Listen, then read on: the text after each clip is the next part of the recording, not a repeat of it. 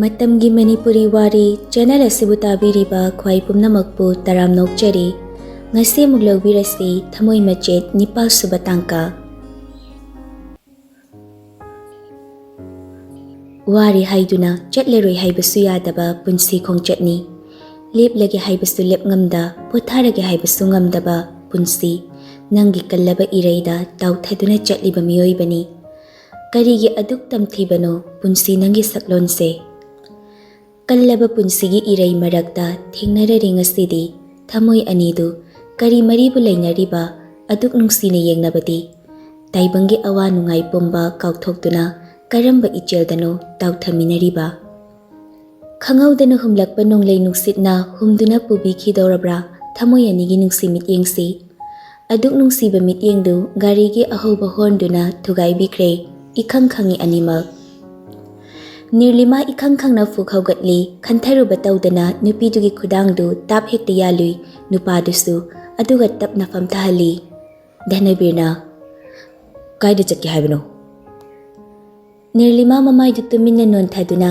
kaisu chatloi haina mangaktu hai aduga hogatlina kaige aina phamlakpagi hainadabra Nirlima tapna yenglai adugi natte haibagumna mangaktu tapna hai Karigumba amatta taisin yeksinba yaudaba icham chamba maithong tarau pangliba mitsna ani piktak tauba chinba ikaina makhut machaduna narumda sam maru khara taraklibadu yapsinnaba laknari madu urubada khanghaudana danabirgi thamoigi mihuldi don thinbaga chap manana dagdhak haina chonglai danabir as hairaga famlambadagi fukhaugatli Tanjadudani nupa khara garidagi kumtharaklaga anidugi manakta changsilai Milanna makutta pairiba aberduda yenglaga Fazabi aber kita tayramge Nirlima ipapa khana nupadugi furit machida yalaga tapna kauzarai Tata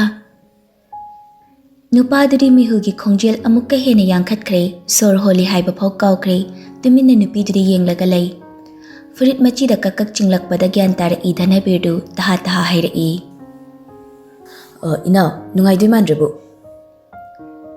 kai nuhai sibo Fazabi amta lemna thade aide Asti haiduna Milan makutofat Nirlimagi mamai mapanakna thangjilai Danabirna Milangi makuta tap haramduna makut adu fat inthoklaga hairai Mapu palaba lairang amada nakuna soke khangano Milan su sitana sibu nangi kanano Gari manungda yauriba nanawda makutna thillaga Sida yauriba igi marupse siga khangnaba nupini kaino sidi aduga nangana mu karam kandagi khangnaramiba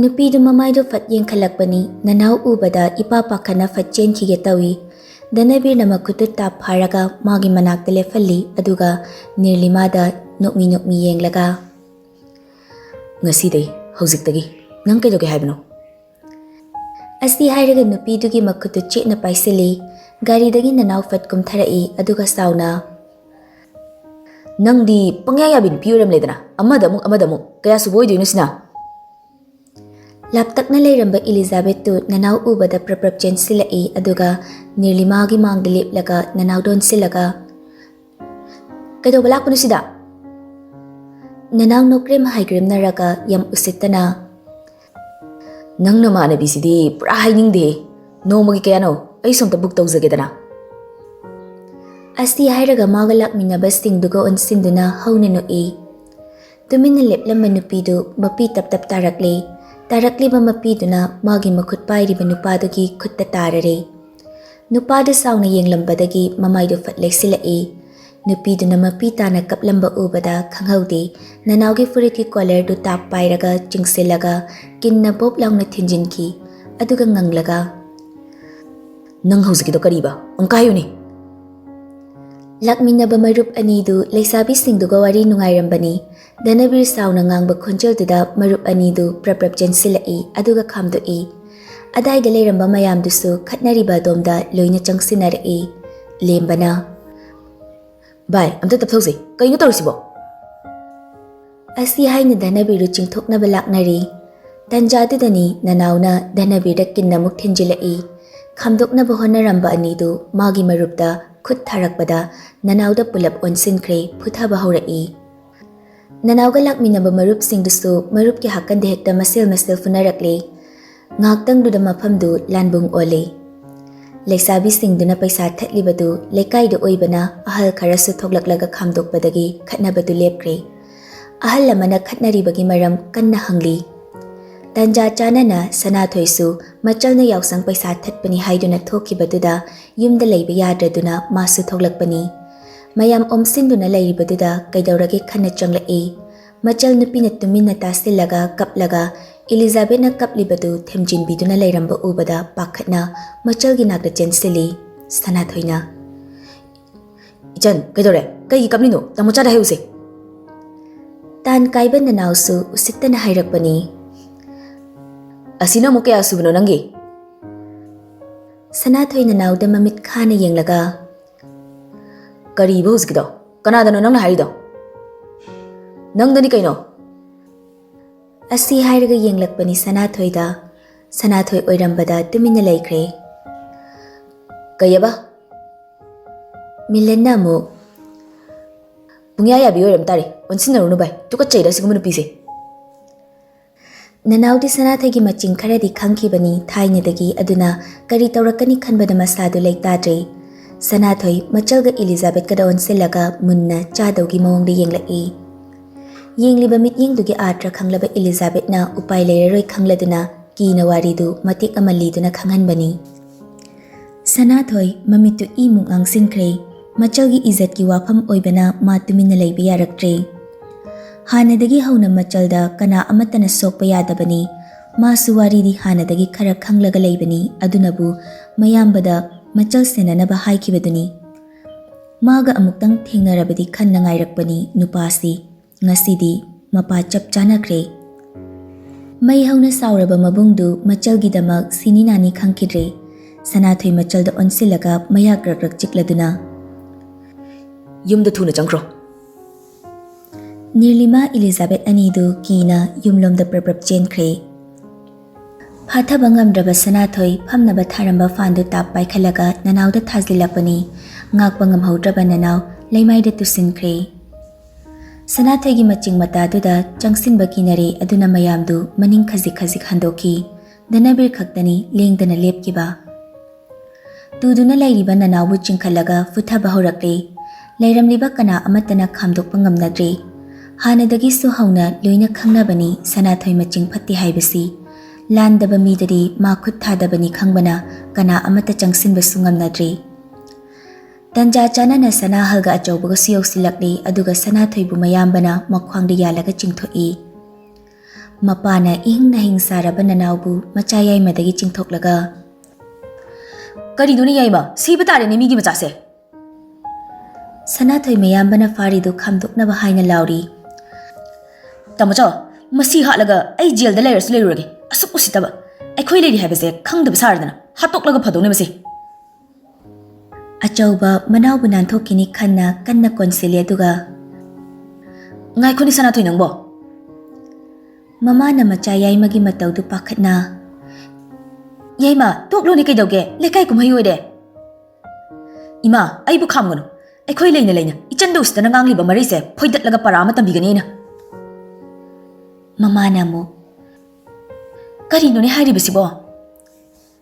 Mapana Ngai khosi asokpasi hana mata hospital da puna batausi aduga kona wari do sanasi.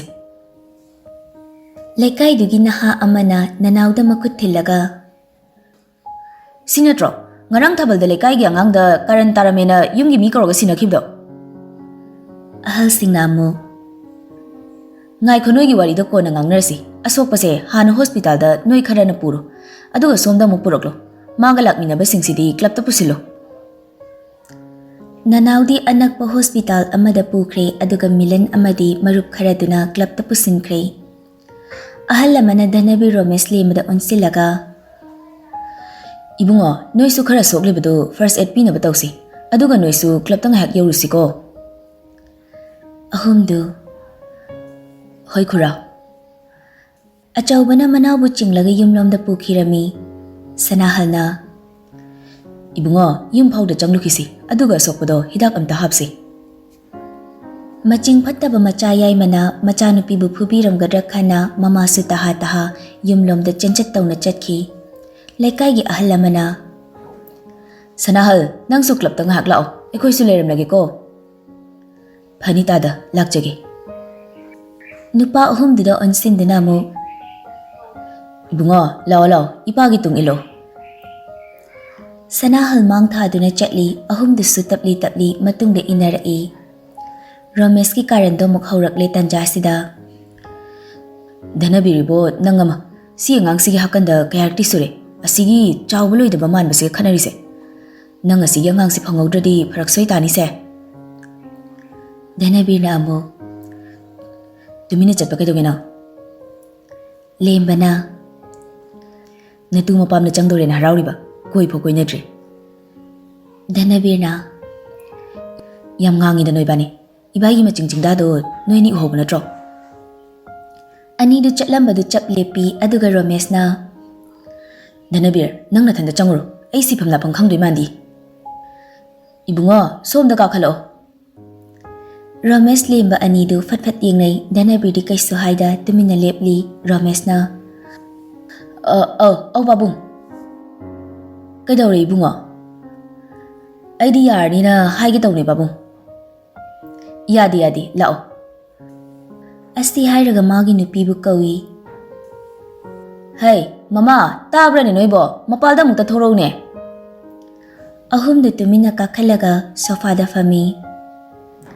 Imung dagi achauba Sanahal gi mamaga punna tholai aduga achauba sopadu hidak hapiri ahum du hidak hapaloibaga achauban hanglai. Inausa, kamaina tawbuna warido, amukta na yambari su khangalo. Sanahal na. Aina haibuduni tamacho, moida hangrasu yari. Achauba manaw da yenglai Sanahal tumina laiki mayamba na yenglakpada. Mapana amo. Ibungo, hekta hayo, kamain tawbuno.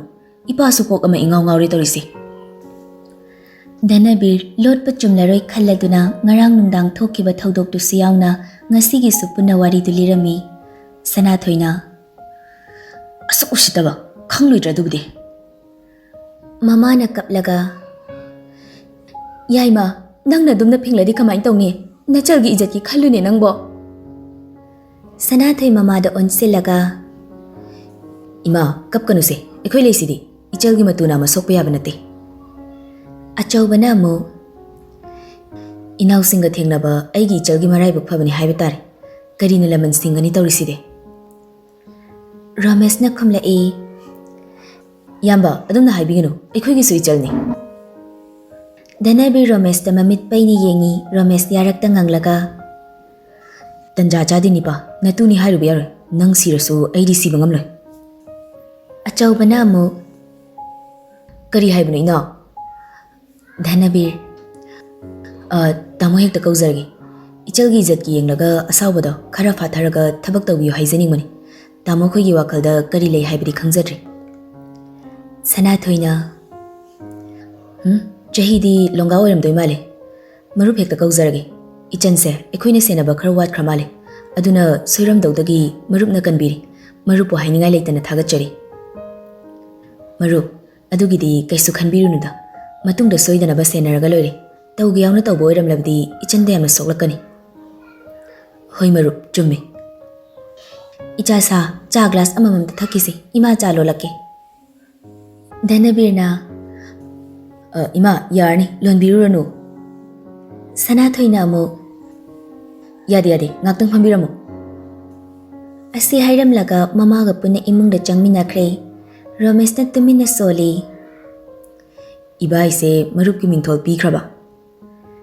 Lemba tapna. Karando matang chadi nipa, tumina layo. Achauba. Inaw singdi kay lamdagi oirabano. Dhanabir na khumlai. Tamo, ay sagol bandagini, mabani na uripoktagi. Romesh na Dhanabir da makut thilaga. Tamo, Christy gi mabung ni mana. Haima, ichan Christy gi mabung oire. Asumna wari watai tawduna leiringai Nirlima cha hapa tray du pairaga thoglai aduga Elizabeth na chapot hapa tray du pairi. Ramesh Danabir gi nakong mayada changsilaga Natu thoglai he mahasoi. Danabir Ramesh na ngangli du tabi banate mamai ingang na mamit ipom na thoglakli bidunani mana mi ing thamli badu. Sanahal na Nabung sing do piu cha do. Nirlima chadu Danabir da hana pi. Danabir pirakliba chadu lawi. Cha sabadu paibaga gyan khangta tarai. Nokni tawna cha glass tu da yenglaga laikre. Ramesh ngarang ngangi. Kainom ni ko se. Mathang chadu piramlaga nupi macha ani du imungda changkre. Mayam du cha thaknari loisilakpa tanjadani hospital da pukhatkibadu club ta lehori haina leikai gi naha amana hairabadu. Mayam du pulap punna thokminarakli. Danabir Ramesh ta onstilaga Number di to e ngasi so. Ramesh na mu As kawine ai tawge mo. Makhol di ihau na Ai di phone kawam ledana. Sanahal na mu Ihe ipa lobirak lage. Ramesh na Yani pabung ai sum lawroge. Asti haiduna yumlamda taha chensinki. Sumang du da leplaga tapna kawi. Ichan tabro.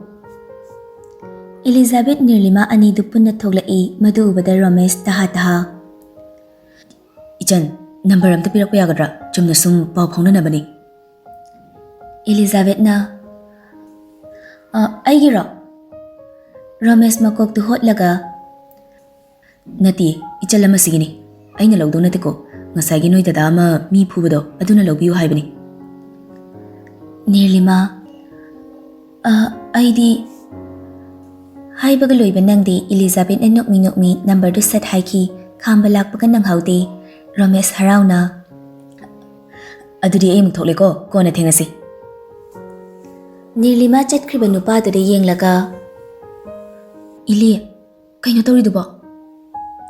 Kaidoge number pi baba mi nang kan biri natra icham na piu haibadu bu kaisi tawrese. Isa se kinam tawre wabana ngak pathasla. Asi haina Nirlima gi khudang du chinglaga pusinki. Club tani mayam du ikoi na famlare. Club ki president adun hairei. Ngarang su thabal mafam da lekai gi angang da karan tarami haibagi ayuk tani yumgi mi kawraga sinakhibani. Aduga nungthil amuk yaksang koiba laklaga tawri ba thabak se lekai sibu sidabani haina law. Aduga nupi angang da karan taba masu yawrabani na kari kamaina tawsige haibado nupi macha gi imungi mina kari hairakpa haibado tarase. Achawbana tapna Leisa pakhang oibagi aduk yaksangi langbadi kaidabra haina khali. Adugi ona tainabada migi mache machal amabu haini leini khalaga usittana ngangsaklabadi masana chairak phangba tabani. Nanawgi machena Nangi nachal duda aigi nausna kari taram lage. Nachal du puthoro lochin dona thamlaga aigi nawda bananam pibidi yaroi. Sanathoy asawbana phathaba ngamdana nanawna famliba chair du khangkaw kawki. Nangi warakpa watpa nanaw pase masi hana warakpa tare. Aduga nangamu warake. Asi hairaga nanawda khupakna thaki. Sanahal famlambadagi fuk hawgatlaga sauna machabu khupakna thai.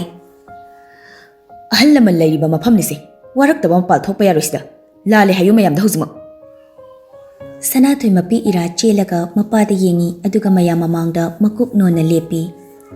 Sanahal na Bima kitang kantharaga wangang biu. Asawbana mairigumna layringai gigi nong su thabiganu. Aduna chak theklabadi maijaw oiraktuna tumna chakhibasuye. Club ki president na Gyan tana wari sanase phingatpana kari se solution purak pangamloi. Aduga nupi macha duda wahang pahong khara tawbana phabra haina dikhale. Achawba Kaka chumme kaka na haibiribadu. Adubu aigi chaldi nupini samas ki minok maisa nauzaribi chalda khanganbadi mabung ama oina pamjade. Aduga mamit ingang na nanawda yenglaga warakpa watpa nupasidi ekhoi wari khara sajage matung toroktanaba ahinba kari su tawzaroi. Club ki president do wangang kidre no mata sawba uge fangdaba achawbagi asawba maithong ubada tapna nanawgi macheda onsilaga Ibemo hoigi motna kari hainingba? Nanaugi mama mamaidu nonkhatpa ngamdre adubu ikaibidu fazilaga yani sanabiyu aikoi karisu haizaro. Club ki president na Adudi thangnaba cast changbiro aduga khatna chainaba tawba yade ingna tamna wari sabiyu. Club ki naha kharasu laptakna leijasano.